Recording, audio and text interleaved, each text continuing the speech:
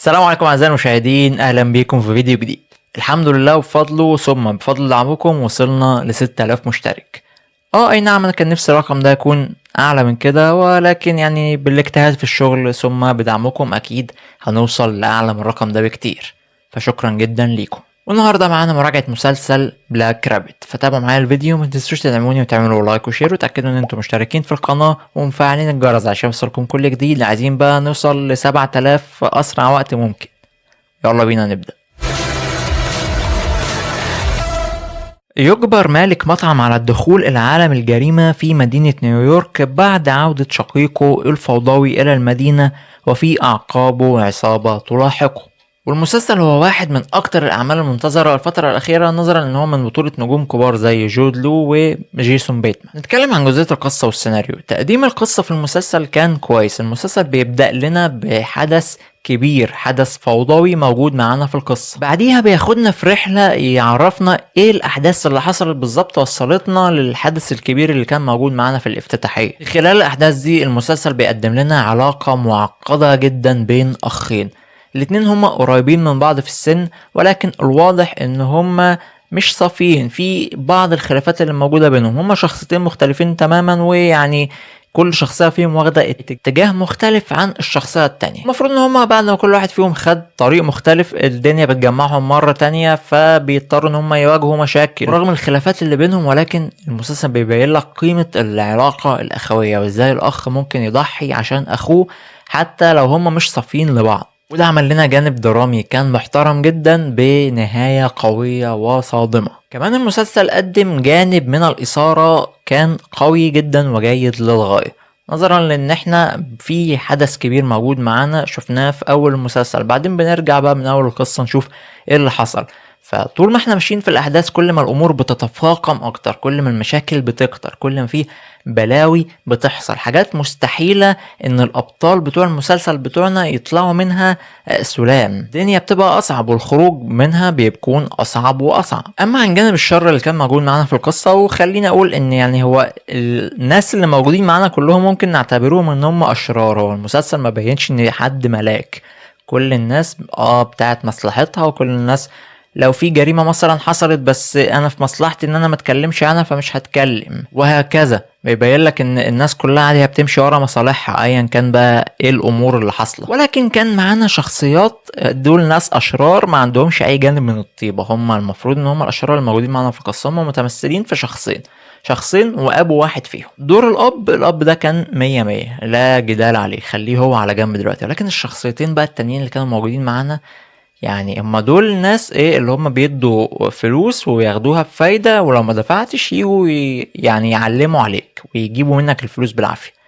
الشخصيتين بقى اللي كانوا موجودين معانا كانوا مضحكين وكوميديين وبعيدين كل البعد عن الاجرام اللي هم المفروض يكونوا فيه. واول مسلسل كان بيبين لك ان اللي هو يعني الشاب ابن الراجل الكبير ده هو طايش ومتخلف شوية، بس مش بالطريقة دي. يعني هو انت عايز تبين ان هو طايش ومتخلف، ولكن تخليه برضو قوي، مش مجرد شخص معتوه ماسك مسدس في ايده بس. كل مشهد ليك لما كان بيهدد حد من الابطال او بيعمل اي تهديد عموما، انا كنت بستغرب ازاي الناس اللي قدامه دي ما بيضحكوش. هو كان غير مقنع الصراحه، يعني ما قدروش ان هم يوظفوهم بطريقه كويسه. كانوا بعيدين كل البعد عن القوة، كانوا أقرب للهبل بدرجة كبيرة قوي عن إن هم يكونوا أقوياء بقى مرعبين والناس ليهم هيبة والناس التانية بتخاف منهم والكلام ده كله. أما بالنسبة لرتم المسلسل، فرتم المسلسل كان حلو، ولكن هو فيه مشكلة إن إحنا في العصر اللي إحنا فيه دلوقتي وفي الآونة الأخيرة أغلب المسلسلات بقت كلها بتكون عبارة عن 6 حلقات، واللي فيهم بيزيد عن كده بيقسموه على 2 وينزل لك 4 حلقات و4 حلقات بعدها بشهرين 3 وحلقتين وحلقتين وحلقة، يعني بيفصصوا في المسلسلات قدر الامكان. ده اثر بشكل كبير علينا احنا كمشاهدين وعلى برضو صناع المسلسلات في نفس الوقت، لان احنا كمشاهدين موضوع لما يبقى 8 حلقات لا بقى تقيل على ليه، لان انا بقيت متبرمج خلاص على ال6، فلما تيجي 8 والحلقة فيهم ساعة فلا انا هحس ان الموضوع تقيل عليا. وكذلك برضو صانع العمل لما يبقى مثلا قدامه ان هو لازم يعمل 8 حلقات،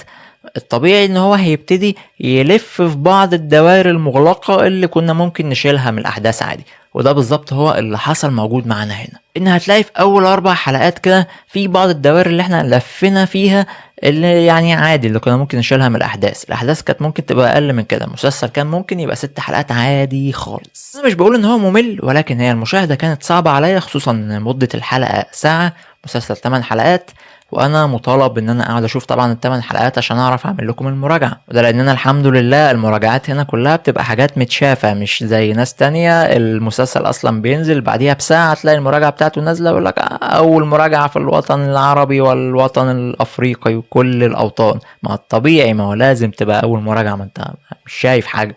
فما علينا. فالمهم ان المشاهدة بالنسبة لي هي كانت تقيلة نوعا ما نظرا للمدة الكبيرة. فيعني لو انت شخص مش لازمك ان انت تشوفه كله مرة واحدة كده زي، فيعني لا عادي، خد حلقة حلقة كده هتستمتع اكتر بكتير بالتجربة. نتكلم دلوقتي عن واحدة من اهم نقاط القوة اللي موجودة في المسلسل، او حاجة من اصلا اللي الناس هتتفرج بسببها، وهو الابطال الموجودين معانا. فنتكلم دلوقتي عن الاداء التمثيلي. طبعا سواء جود لو او جيسون بيتمان، يعني الاتنين ناس دي ناس لهم تاريخ كبير قوي، فعادي يعني متتوقعش منهم حاجة غير الاداء التمثيلي الحلو.